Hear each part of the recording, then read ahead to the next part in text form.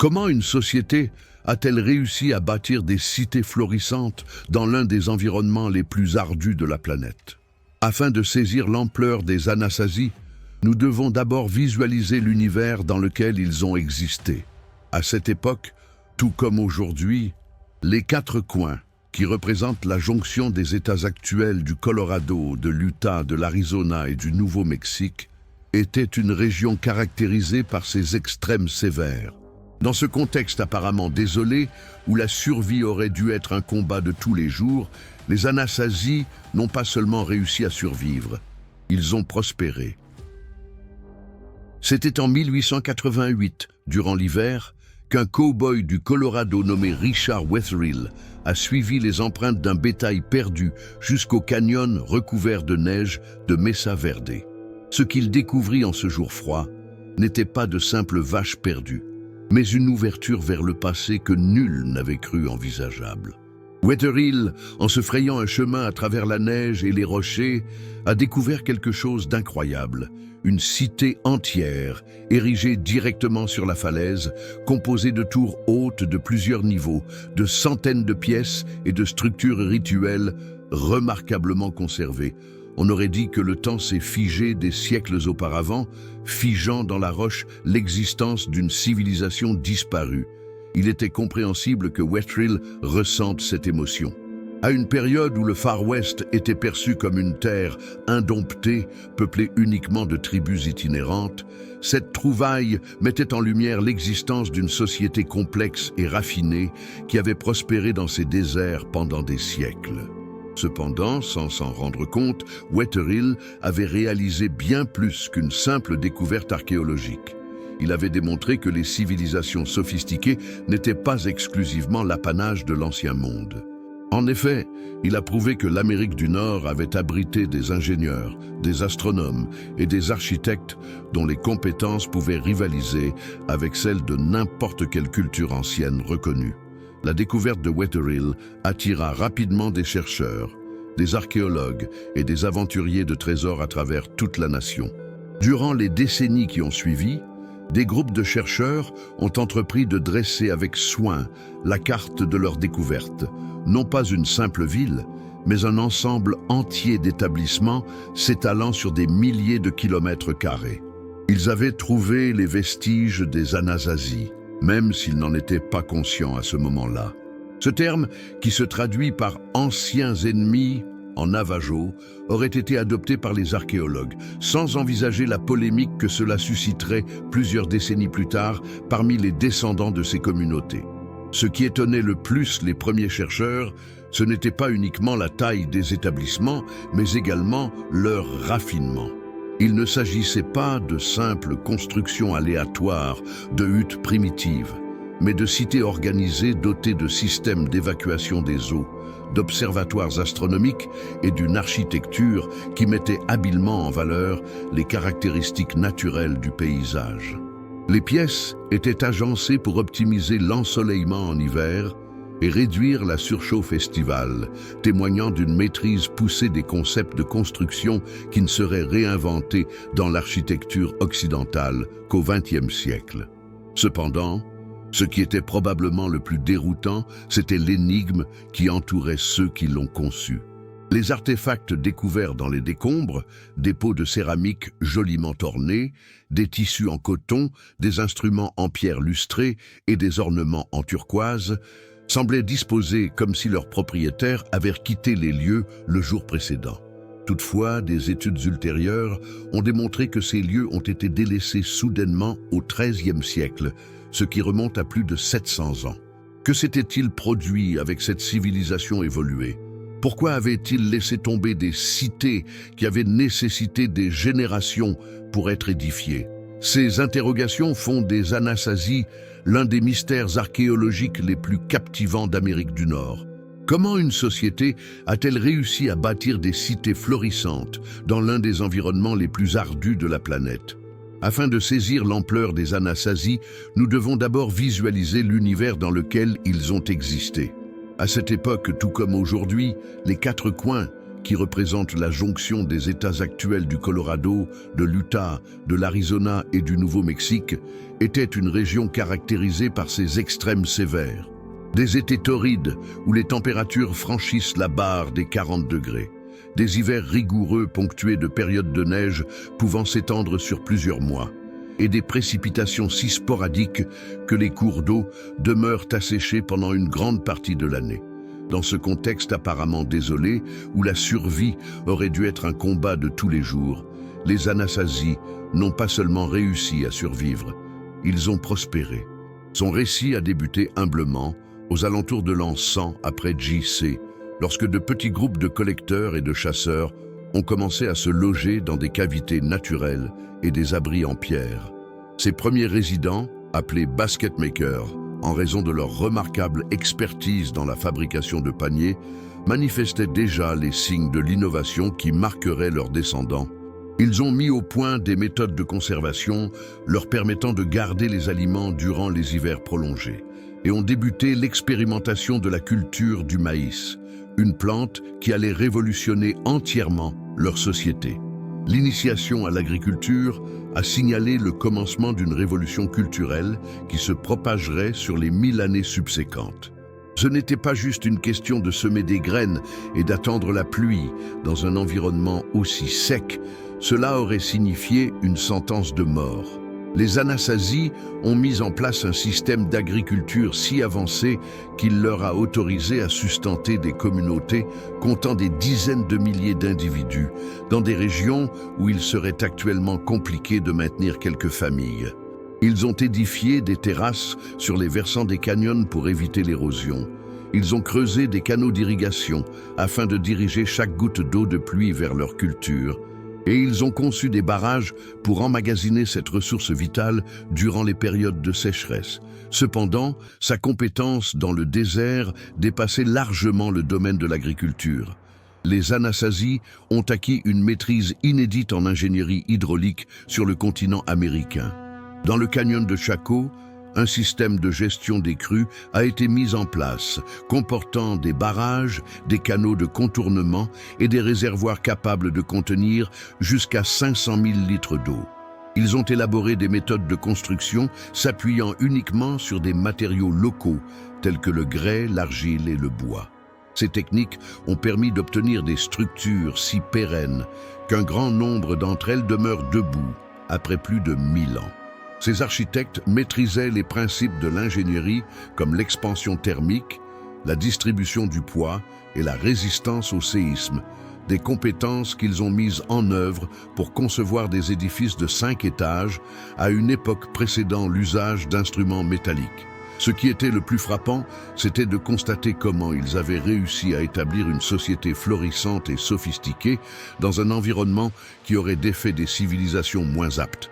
Leurs artisans réalisaient des céramiques d'une valeur et d'un esthétisme qui se comparent à toutes les traditions mondiales, confectionnaient des tissus de coton ornés de motifs géométriques sophistiqués et façonnaient la turquoise avec une minutie exigeant plusieurs années de formation spécialisée.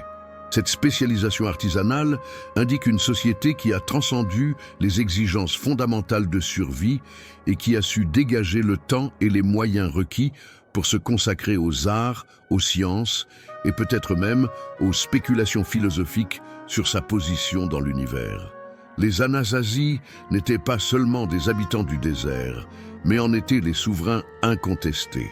Qu'est-ce qui a conduit une civilisation florissante à déserter ces vallées sereines et à ériger des cités impraticables sur les flancs de falaises abruptes? Durant leur premier millénaire d'existence, les Anasazi résidaient essentiellement dans des hameaux érigés dans les vallées et sur les plateaux, des sites à portée de main où l'agriculture était assez aisée et où la vie se déroulait avec la sérénité d'une société bien structurée. Toutefois, une transformation radicale s'est produite au milieu du XIIe siècle. De façon abrupte et manifestement orchestrée, ils ont commencé à quitter leurs refuges douillets situés dans les vallées pour se diriger vers des lieux qui défient toute rationalité, les façades abruptes des canyons les plus profonds et inaccessibles de la zone. Le Cliff Palace de Mesa Verde incarne l'apogée de cette migration verticale hors du commun. Érigé dans une cavité naturelle de la falaise à plus de 150 mètres au-dessus du niveau du canyon. Ce complexe contenait 150 chambres, 23 kivas de cérémonie et plusieurs tours d'observation, tous inaccessibles, sauf par des chemins si étroits et périlleux qu'une simple erreur pouvait entraîner une chute mortelle. Pensez un moment à l'énorme logistique que cela impliquait. Chaque bloc de pierre, chaque poutre en bois, chaque goutte d'eau devait être acheminée sur des chemins où seulement un individu pouvait passer à la fois. Il était nécessaire pour les femmes enceintes, les personnes âgées et les jeunes enfants de descendre quotidiennement ces escaliers perfides juste pour aller chercher de l'eau ou travailler dans les champs situés dans la vallée. Mais pourquoi quelqu'un opterait-il délibérément pour une existence aussi périlleuse et désagréable ? La réaction la plus instinctive serait de se défendre. Cependant, cela soulève des interrogations encore plus dérangeantes. Durant de nombreux siècles, les Anasazi ont mené une existence relativement paisible, sans indication notable de guerre ou nécessité de fortification. Toutefois, les structures situées sur des falaises possèdent des attributs nettement défensifs, des murs dépourvus de fenêtres donnant sur l'extérieur, des entrées aisément barricadables et des emplacements permettant une vision panoramique de toutes les voies d'accès possibles. Il y avait eu un changement dans leur univers, un changement qui les avait inondés d'une peur si intense qu'ils étaient disposés à échanger le confort et la sûreté de plusieurs générations pour la défense fournie par ces citadelles volantes. L'édification de ces cités, en bord de falaise, constitue l'une des réalisations d'ingénierie les plus remarquables de l'Amérique avant la conquête européenne. En l'absence de poulies, d'animaux de travail et d'outils en métal, les bâtisseurs Anasazi ont néanmoins réussi à élever des poutres en bois pesant plus de 200 kilos à des hauteurs où la moindre erreur pouvait s'avérer fatale. Ils ont mis au point des méthodes de construction spécifiquement conçues pour la construction en hauteur, exploitant la courbure naturelle des cavernes pour élaborer des systèmes de support qui distribuent le poids de façon équilibrée. Chaque élément devait être méticuleusement conçu pour optimiser l'espace disponible, conduisant à une exploitation tridimensionnelle de l'espace sans précédent dans l'architecture moderne. Cependant, ces cités volantes n'étaient pas juste des bastions défensifs. Elles constituaient des sociétés parfaitement opérationnelles, dotées de toutes les commodités d'une existence civilisée. Les kivas, ces pièces cérémonielles de forme circulaire qui constituaient le centre spirituel de la communauté Anasazi, ont été excavées directement dans le sol rocheux des cavernes. Ce faisant, elles établissaient un lien entre les résidents et le monde souterrain de leurs ancêtres, même à ces altitudes célestes. Les dispositifs de rétention d'eau optimisaient chaque goutte de moisture pénétrant les pierres, tandis que les silos préservaient les stocks de maïs des nuisibles et des insectes avec une astuce qui aurait émerveillé n'importe quel ingénieur contemporain. Le plus incroyable, c'est que ces institutions n'étaient pas des initiatives éphémères, mais des cités florissantes qui ont perduré pendant plus de 100 ans. Dans ces cités suspendues, des générations Anasazi ont vu le jour, ont mûri, se sont unis et ont quitté ce monde, façonnant une culture distincte, adaptée à l'existence verticale. Cependant, tout aussi brusquement qu'ils avaient débuté la construction sur les falaises, ils ont décidé de les laisser à l'abandon. Aux alentours de 1300 après JC, ces superbes cités dans les cieux étaient désertées, leurs résidents ayant disparu sans qu'on sache ce qui leur est arrivé. Les céramiques sont demeurées à leur emplacement d'origine, les ustensiles ont été conservés à leur position initiale, et les greniers renfermaient encore assez de maïs pour sustenter une famille pendant plusieurs mois. On aurait dit qu'une civilisation entière avait tout simplement choisi de disparaître. Comment les Anasazi ont-ils réussi à bâtir une cité métropolitaine en plein désert comparable aux grandes cités de l'Antiquité? Située à 300 km au sud de Mesa Verde, en plein cœur du désert du Nouveau-Mexique, se trouve l'un des énigmes les plus déconcertantes de l'Amérique précolombienne, le canyon de Chaco. Dans ce lieu où les buissons épineux ne poussent guère aujourd'hui, et où l'eau est si précieuse que les voyageurs contemporains doivent transporter leurs propres ressources, les Anasazi ont édifié ce qui ne peut être qualifié que d'un ancien Manhattan du désert. Pueblo Bonito, l'édifice le plus remarquable du site, comprenait plus de 800 chambres sur 5 niveaux, ce qui en faisait le plus vaste bâtiment d'Amérique du Nord, jusqu'à ce que les tours de Chicago viennent à surpasser sa taille au cours du 19e siècle. Cependant, le canyon de Chaco représentait bien plus qu'une simple métropole. C'était le pouls vibrant d'un réseau de commerce et de cérémonies couvrant plus de 100 000 km², reliant les communautés des montagnes du Colorado au désert de l'Arizona grâce à un système routier si remarquablement conçu que certaines portions sont encore discernables depuis les ères près d'un millénaire plus tard. Il ne s'agissait pas de simples chemins, c'étaient des voies préhistoriques de plus de 12 mètres de large, tracées avec une exactitude géométrique qui aurait requis des compétences poussées en topographie et en organisation d'envergure. Ce qui est le plus remarquable, c'est que cette vaste agglomération urbaine a été édifiée dans un lieu qui, d'un point de vue pragmatique, était totalement inapproprié pour supporter une importante population. Dans le canyon de Chaco, il n'existe pas de rivière permanente. Les précipitations annuelles sont moins abondantes que dans plusieurs déserts africains et le sol est trop stérile pour une agriculture intensive. Toutefois, à son sommet, entre 1020 et 1120 après JC, cette cité impraticable accueillait des milliers d'habitants permanents et attirait des dizaines de milliers de pèlerins pour des rituels qui métamorphosaient le désert tranquille en une effervescence d'activités humaines. La compréhension du canyon de Chaco passe par la prise de conscience qu'il ne s'agit pas d'une ville traditionnelle, mais d'un projet beaucoup plus audacieux, un centre cérémoniel et administratif qui agissait comme le Vatican des Anasazi. Les 125 grandes maisons dispersées dans le canyon ne constituaient pas de simples demeures familiales élargies, mais des constructions architecturales méticuleusement élaborées pour des objectifs précis dans un système rituel et social embrassant l'ensemble de la sphère Anasazi.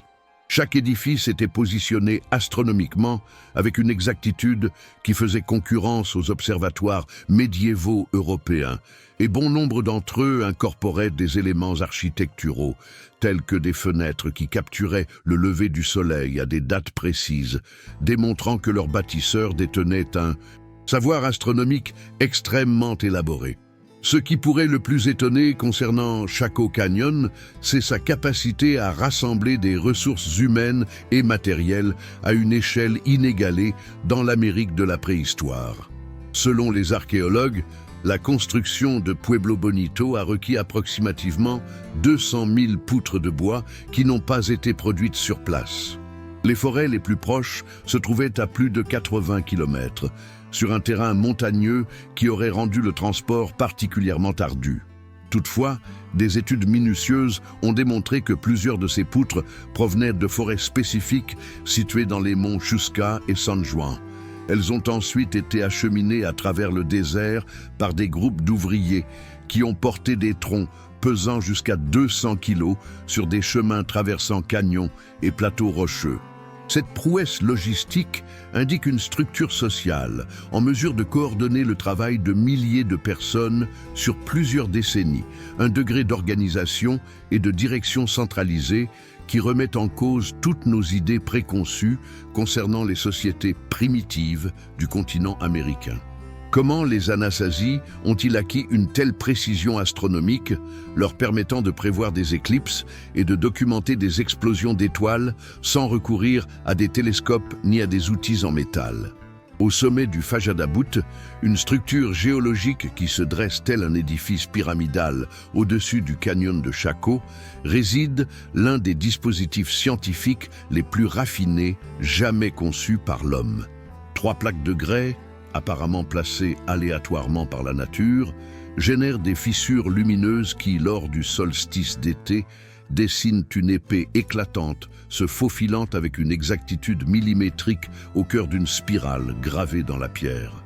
Lors du solstice d'hiver, deux lames de lumière délimitent parfaitement les contours externes de la même spirale. Cette horloge solaire de Fajadabout n'est qu'un exemple parmi des centaines d'observatoires astronomiques érigés par les Anasazi sur leur domaine, chacun conçu pour traquer avec une exactitude remarquable les déplacements du Soleil, de la Lune et des astres. L'astronomie pratiquée par les Anasazi ne représentait pas seulement une curiosité intellectuelle. Elle constituait un instrument vital de survie dans un milieu où une erreur dans l'évaluation des saisons pouvait entraîner la famine et le décès d'une communauté entière.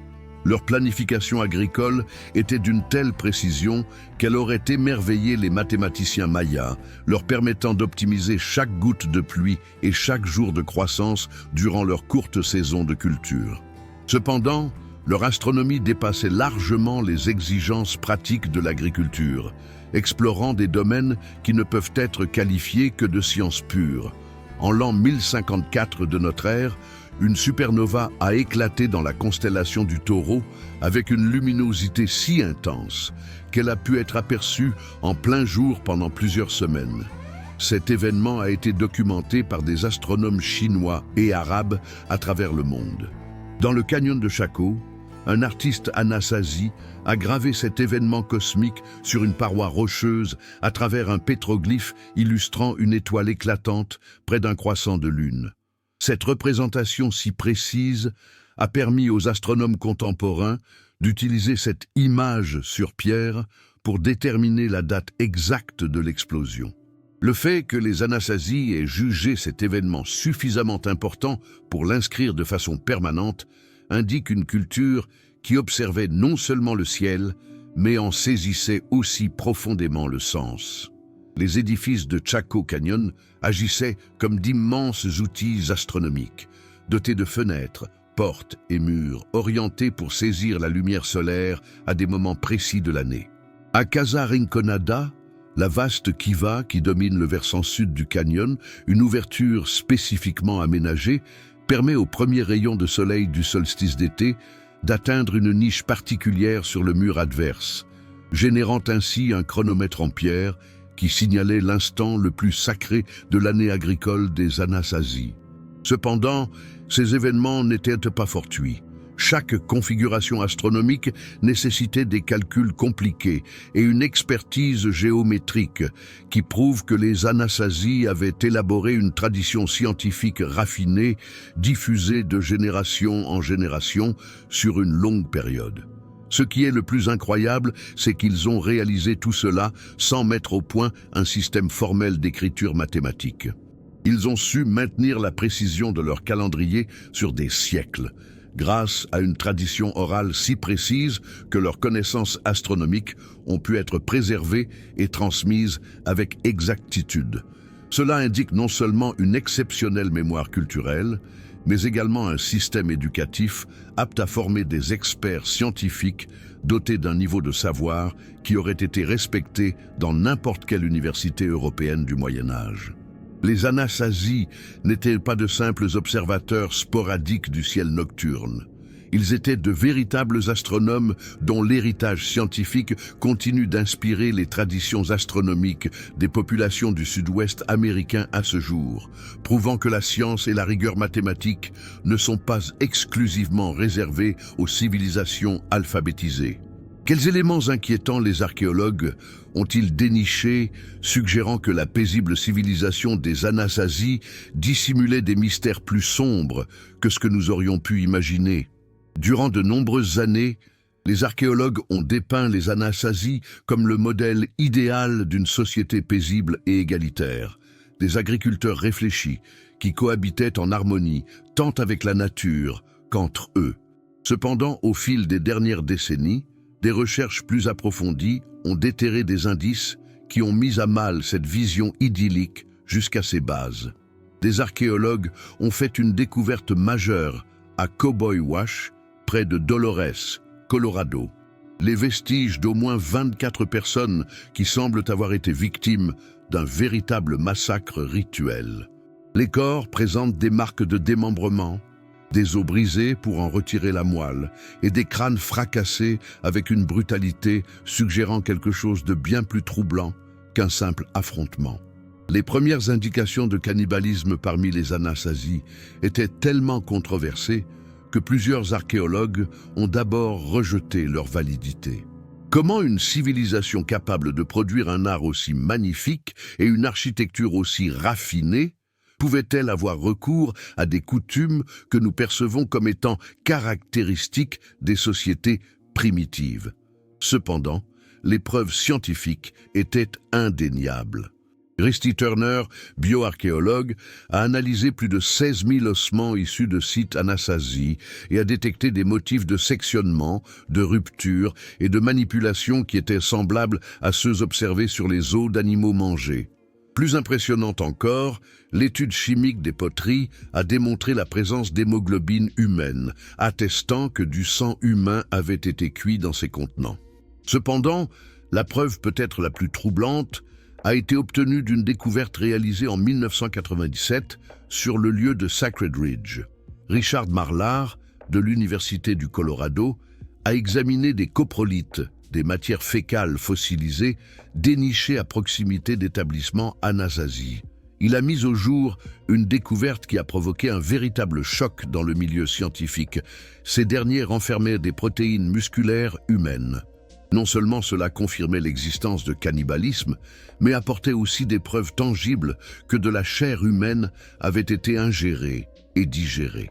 Il était inévitable, durant certaines phases de leur histoire, les Anasazi avaient pratiqué le cannibalisme non pas comme un acte désespéré de survie, mais comme une activité qui semblait être systématique. Mais qu'est-ce qui a métamorphosé cette communauté manifestement paisible en une entité capable de tels actes? Les indices indiquent que la transition a débuté autour de 1150 après J.C., précisément à l'époque où les Anasazi ont lancé leur grande migration vers les installations défensives situées dans les falaises. Les sites de cette époque présentent des indices clairs de conflits. Des communautés regroupées dans des zones aisément protégeables, des tours de surveillance surveillant les entrées des canyons et des murs érigés précisément pour contrarier les assauts. Ce qui est le plus préoccupant, c'est que beaucoup de cette violence semble avoir été perpétrée contre d'autres Anasazi, et non pas des adversaires extérieurs. Il est fort probable que les Anasazi aient expérimenté ce que les anthropologues désignent comme un effondrement systémique, une phase critique où les structures sociales qui avaient préservé l'harmonie pendant des générations ont purement et simplement arrêté de fonctionner. Des sécheresses prolongées, une croissance démographique qui excède la capacité de soutien de l'environnement et une compétition pour des ressources de plus en plus rares ont généré des tensions qui ont fini par se transformer en violence. Il est possible que certaines communautés aient pratiqué le cannibalisme rituel comme méthode de terreur psychologique destinée à démoraliser et désorganiser les groupes concurrents. Certains chercheurs avancent que ces rituels pourraient avoir été motivés par des raisons religieuses, en lien avec des convictions sur l'absorption du pouvoir spirituel des adversaires. Il est indéniable qu'à la fin du XIIe siècle, la société Anasazi subissait une désintégration due à des forces qui ont métamorphosé l'une des civilisations les plus évoluées d'Amérique du Nord en une réalité que ses propres descendants préfèrent effacer de leur mémoire. Quand on interroge les Navajos d'aujourd'hui au sujet du canyon de Chaco, ils répondent toujours par une déclaration simple mais troublante. Il s'est produit quelque chose de très mauvais là-bas. Quelle force était si immense qu'elle a contraint toute une civilisation à renoncer à un millénaire d'histoire et à s'évanouir pour toujours dans le brouillard du temps.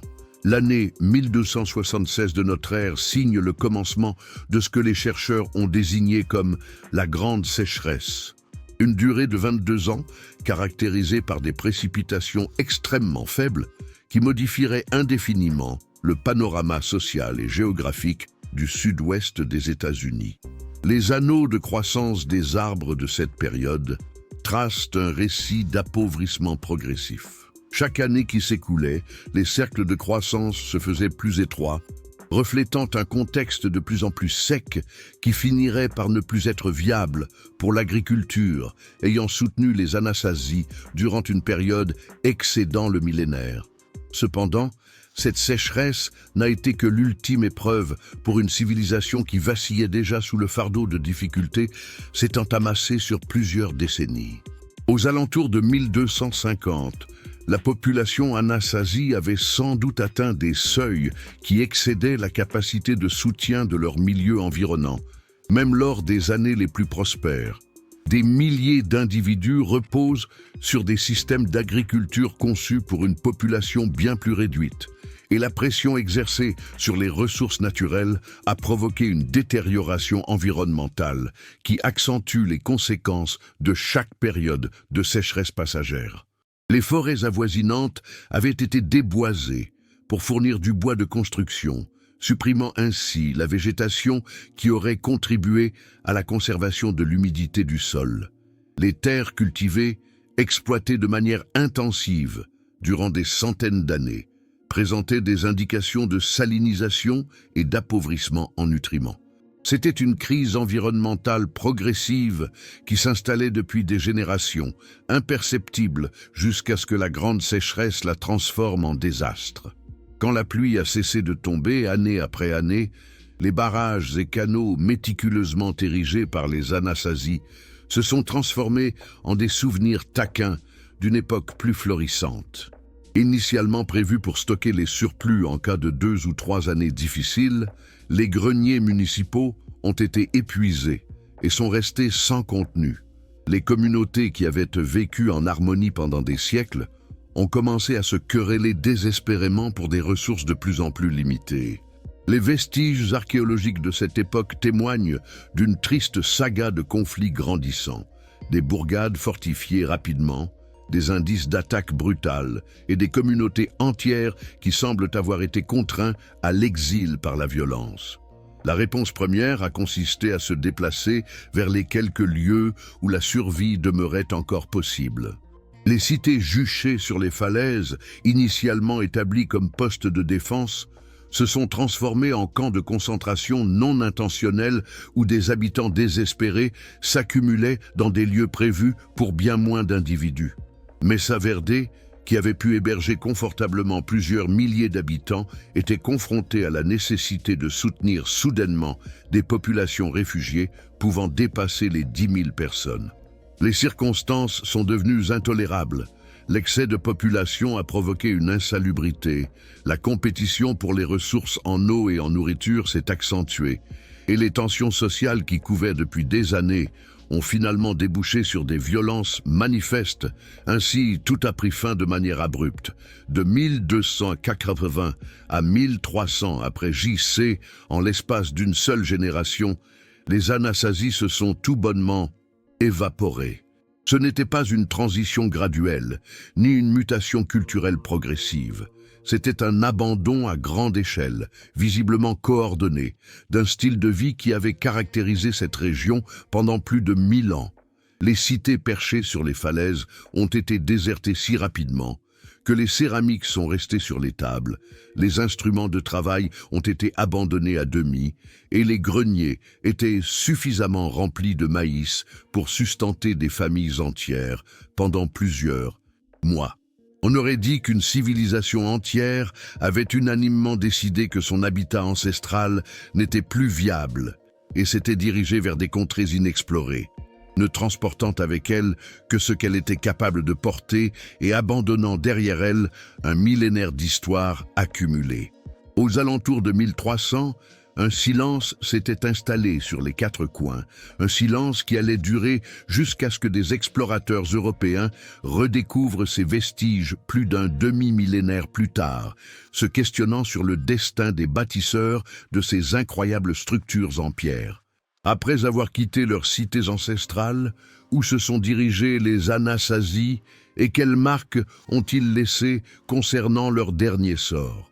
Quand les conquistadors espagnols ont débarqué dans le sud-ouest des États-Unis au XVIe siècle, Loin de découvrir des vestiges désertés après 3 siècles d'inoccupation, ils ont été accueillis par des communautés autochtones florissantes qui résidaient dans des hameaux en adobe près du Rio Grande et sur les mesas de l'Arizona.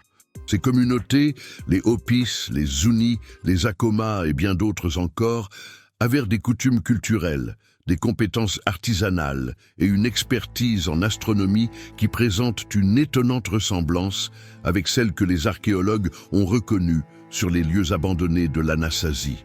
Il était évident que les Anasazi n'avaient pas disparu sans laisser de traces, mais s'étaient métamorphosés et dispersés, se mêlant à d'autres groupes pour former les cultures pueblo que les Espagnols ont découvertes, prospérant dans de nouvelles régions. Les coutumes orales de ces communautés contemporaines évoquent des contes qui ont été transmis de génération en génération pendant plus de 7 siècles. Ces récits décrivent d'importantes migrations venant du nord, l'abandon de cités ancestrales lors de périodes de sécheresse et de conflits, ainsi que la quête de nouveaux lieux pour permettre à leurs descendants d'exister en harmonie. Les Hopis font référence à leurs ancêtres en les appelant Izatzinom, le peuple ancien qui habitait dans les falaises, et leurs rituels comportent toujours des allusions précises à Chaco Canyon et Mesa Verde, considérés comme des endroits sacrés où leurs ancêtres ont réalisé les premières manifestations spirituelles du monde souterrain. Pour eux, l'abandon des 4 coins ne représentait pas une catastrophe incompréhensible, mais s'inscrivait dans un cycle de migration et de renaissance prédit par leurs ancêtres spirituels. Les études génétiques contemporaines ont validé ce que les traditions orales ont conservé pendant des centaines d'années. Des recherches sur l'ADN mitochondrial effectuées sur des groupes amérindiens actuels montrent des lignées génétiques qui font directement le lien avec les populations Anasazi de la préhistoire, et les modèles de migration observés concordent étonnamment avec les itinéraires géographiques mentionnés dans leurs récits traditionnels. Il est encore plus captivant de constater que divers groupes ethniques démontrent des liens génétiques avec différentes zones d'habitat Anasazi. Les Hopis ont une parenté plus forte avec les populations de Mesa Verde, alors que les Zuni semblent avoir principalement pour ancêtres les groupes qui résidaient dans la région de Chaco Canyon. Cela indiquerait que la migration ne s'est pas déroulée en un seul mouvement massif et homogène, mais plutôt en une dispersion complexe où diverses communautés Anasazi ont emprunté différentes voies, guidées par des facteurs que nous tentons encore de déchiffrer. Cependant, la génétique ne dévoile qu'une facette de l'histoire. Les dessins en céramique, les méthodes d'architecture et les motifs artistiques apportent des indices culturels plus précis que l'ADN. La poterie pueblo du XIVe siècle montre une transition fluide à partir des styles Anasazi tardifs, tout en introduisant des nouveautés qui laissent supposer un lien avec des coutumes culturelles du Sud et de l'Est, jusque-là inconnues du monde Anasazi. Les méthodes de construction des nouveaux villages intégraient des savoirs en ingénierie provenant de Mesa Verde et Chaco Canyon, mais modifiés pour correspondre à des matériaux et des conditions environnementales très différents. On aurait dit que les Anasazi, en fuyant, avaient emporté l'âme de leur civilisation, leur savoir scientifique, leurs pratiques spirituelles, leurs compétences artisanales, qu'ils ont dû totalement réinventer pour subsister dans leur nouvelle résidence. Ce qui est le plus mystérieux, c'est ce qu'ils n'ont pas pris avec eux. Les complexes cérémoniels de grande envergure, tels que les kivas gigantesques du canyon de Chaco, n'ont jamais été imités dans les nouvelles colonies pueblo. Les méthodes de construction à grande échelle, qui avaient rendu possible la réalisation de bâtiments de 5 niveaux, ont été délaissées en faveur de constructions plus modestes et faciles à manipuler. Leurs traditions en astronomie, bien qu'encore préservées, ont été simplifiées et ajustées aux nouvelles conditions. On dirait que les réfugiés Anasazi ont délibérément choisi de quitter non seulement leurs habitations, mais également les éléments les plus impressionnants et audacieux de leur civilisation, préférant adopter un mode de vie plus pérenne et moins exposé au collapsus cataclysmique qui avait anéanti leur univers originel. D'une certaine manière, l'effacement des Anasazi a été en vérité un changement intentionnel. L'émergence d'une nouvelle sorte de société bâtie sur les vestiges de la précédente, mais pensée pour être plus résistante aux crises qui surviendront sans doute à l'avenir. Que nous rapportent les descendants actuels des Anasazi concernant leurs ancêtres et de quelle manière ont-ils gardé vivante leur mémoire pendant plus de 7 siècles? Sur le plateau de Primero Mesa, situé dans la réserve Hopi en Arizona, l'ancêtre d'Elbert Onani s'avance tranquillement vers le précipice alors que le soleil se pose sur le désert peint. Ses propos, exprimés dans un mélange d'Hopi et d'anglais, portent l'empreinte de plusieurs siècles de tradition orale. « Nos ancêtres sont toujours là », déclare-t-elle, avec un sourire qui laisse entendre que la question a été mal posée dès le départ. « Nous sommes présents ici. Nous n'avons jamais quitté les lieux. Nous ne déménageons que lorsque le monde subit une transformation. » Pour lui et pour des milliers d'autres communautés autochtones dans le sud-ouest, les Anasazi ne sont pas un mystère à déchiffrer, mais des ancêtres dont l'existence est toujours palpable à travers leurs rituels, leurs coutumes et leur vie de tous les jours. Les danses et rituels des cérémonies Hopi d'aujourd'hui évoquent spécifiquement les sites sacrés délaissés situés dans la région des Quatre Coins. Durant le solstice d'hiver, les communautés cérémonielles Hopi réalisent des rites qui évoquent l'exode du Nord en utilisant des chants qui citent explicitement Chaco Canyon, Mesa Verde et d'autres lieux Anasazi comme des jalons du périple spirituel prolongé de leur peuple vers leur résidence actuelle.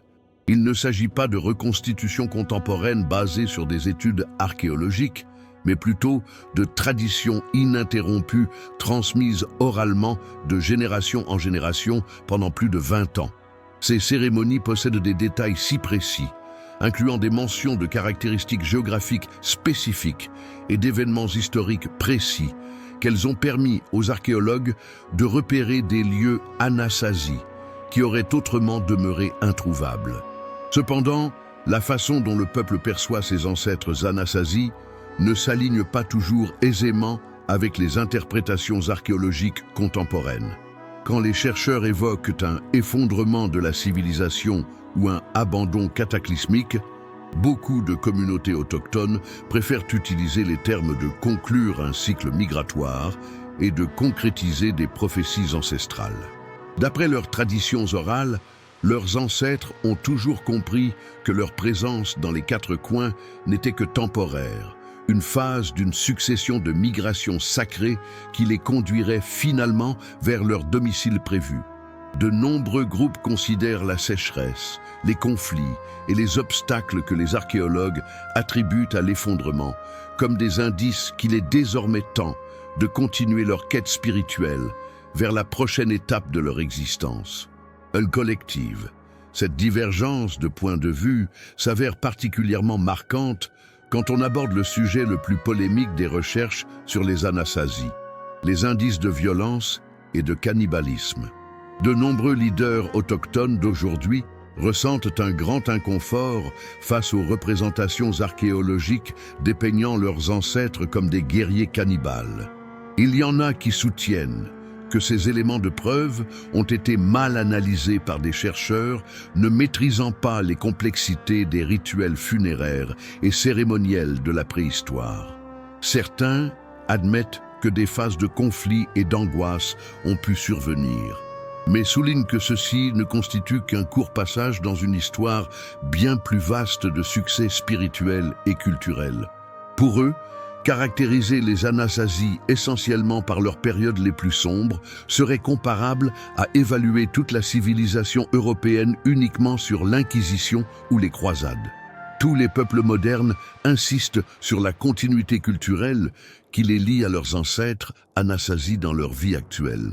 Les méthodes de poterie, héritées de génération en génération dans les communautés Zuni, sont identiques à celles qui ont donné naissance à la superbe céramique découverte dans les vestiges du canyon de Chaco. Les savoirs astronomiques qui orientent les rituels agricoles Hopi proviennent directement des observations célestes documentées dans les pétroglyphes de Mesa Verde. Les contes narrés aux enfants du village pendant les nuits d'hiver mettent en scène des personnages et des événements nés dans les canyons désormais apaisés du Colorado et de l'Utah. Pour ses contemporains, les Anasazi ne sont pas un peuple ancien à observer de loin, mais des ancêtres chéris dont la sagesse, les coutumes et l'influence spirituelle continuent d'apporter de la richesse à leur existence au quotidien. D'après ses propres dires, ce n'est pas tant le sort des Anasazi qui reste incompréhensible, mais plutôt la raison pour laquelle le monde extérieur a mis autant de temps à réaliser qu'ils n'avaient jamais disparu. Que nous enseigne l'histoire des Anasazi sur la capacité des civilisations humaines à résister au changement climatique et à l'effondrement social?